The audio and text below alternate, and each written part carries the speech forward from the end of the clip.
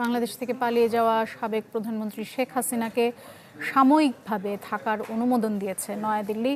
তার সাথে আছেন ছোট বোন শেখ রেহানা, এমন তথ্য দিয়েছে ভারতীয় গণমাধ্যম এনডিটিভি। এদিকে ভারতীয় গণমাধ্যম CNN IBN 18-এর প্রকাশ করা তথ্য বলছে যে যুক্তরাজ্যে রাজনৈতিক আশ্রয় চেয়ে আবেদন করেছেন শেখ হাসিনা, তবে এখন পর্যন্ত তা গৃহীত হয়নি। ততদিন পর্যন্ত তিনি ভারতেই থাকবেন যতদিন পর্যন্ত এই আবেদন না গৃহীত হচ্ছে। সোমবার দিল্লি থেকে 30 কিলোমিটার দূরে গাজিয়াবাদে হিন্দন বিমান ঘাঁটিতে অবতরণ করেন শেখ হাসিনা। তার সাথে এরই মধ্যে ভারতের জাতীয় নিরাপত্তা উপদেষ্টা অজিত দোভাল দেখা করেছেন। বাংলাদেশ পরিস্থিতি নিয়ে আলোচনায় সর্বদলীয় বৈঠক করেছে ভারতের কেন্দ্রীয় সরকার। এতে সরকারের সিদ্ধান্ত মেনে নেয়ার কথা জানায় কংগ্রেস সহ সব দল। মঙ্গলবার সকালে